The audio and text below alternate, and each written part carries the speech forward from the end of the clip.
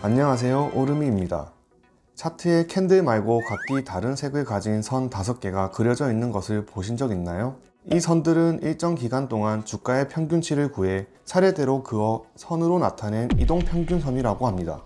줄여서 이평선으로 부르기도 하죠. 보통 적게는 5일, 10일, 20일선인 단기선부터 60일선은 중기선, 120일선은 장기선이라고 부릅니다. 컴퓨터나 핸드폰으로 주식 프로그램을 켜보면 5일선, 10일선, 21선, 61선, 121선은 기본적으로 설정되어 있는 것을 볼 수 있습니다. 그럼 이평선은 어떤 기준으로 그려지는 걸까요?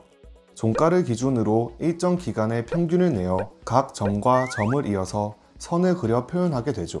앞에서 얘기한 단어 안에 힌트가 들어있었죠? 일정 기간이 5일이라면 5일선, 10일이라면 11선이 된다는 이야기입니다. 만약 여러분들이 3일선을 그리고 싶다면 가장 먼저 필요한 것이 무엇일까요? 바로 3일간 종가의 평균값이 필요할 겁니다.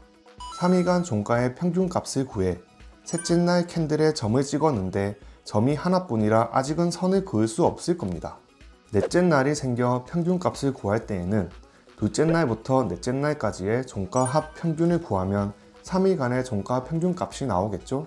마찬가지로 다섯째 날은 셋째 날에서 다섯째 날까지 이렇게 평균치를 내다보면 어느 순간 하나의 선이 완성되어 있을 겁니다. 이러한 선을 이동평균선이라고 부르며 일정 기간을 3일로 설정해 평균을 냈으니 3일선이 되겠죠. 이렇게 5일이면 5일의 평균, 7일이면 7일의 평균이며 일수에 상관없이 방식은 모두 같습니다. 그렇다면 신규 상장한 종목들이 이평선이 없는 이유는 뭘까요? 맞습니다. 평균값을 낼 최소 일수가 충족되지 않아서 이평선이 그려지지 않는 거죠.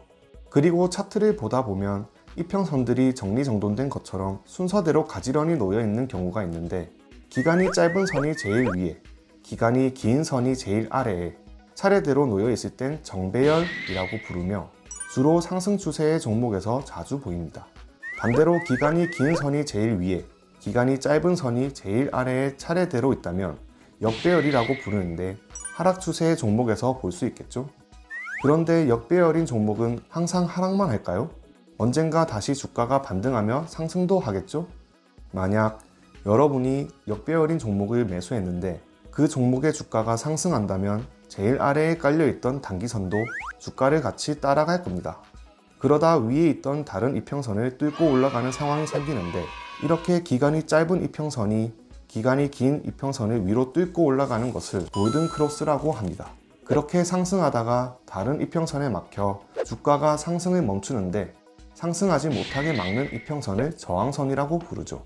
반대로 정배열인 종목을 매수했는데 그 종목이 하락한다면 제일 위에 있던 이평선도 주가를 따라서 같이 내려가겠죠? 아까와 반대로 기간이 짧은 이동평균선이 기간이 긴 이동평균선을 아래로 뚫고 내려가는 것을 데드크로스라고 합니다. 쭉 하락하다가 다른 이평선에서 주가가 하락하는 것을 멈춘다면 이 이평선을 지지선이라고 부릅니다. 언제까지 영원한 하락, 상승만 할 수는 없겠죠. 정배열이 역배열로, 역배열이 정배열로 변하기도 합니다. 마찬가지로 지지선을 하향 돌파한다면 직전의 지지선이 저항선이 되기도 하며 저항선을 상향 돌파한다면 직전의 저항선이 지지선이 되기도 합니다. 하지만 이평선도 캔들 차트도 거래량이 없다면 아무런 의미가 없겠죠? 제가 여러분 중 한 명에게 1000원짜리 볼펜을 100만원에 팔았다면 그 볼펜의 가격은 100만원일까요? 절대 아니겠죠. 거래가 한 번밖에 안 일어났으니 팔렸다고 해서 볼펜의 가치는 100만원이 아닐 테니까요. 만약 가격이 정말 합리적이었다면 너나 할 것 없이 사려고 하겠죠? 그럼 팔려는 사람이 이 가격에도 팔려? 그럼 조금만 더 올려볼까? 이런 구조가 반복되면서 주가는 상승하게 되는 것입니다. 그렇다면 주식에서 거래량이 많으면 주가는 오를까요?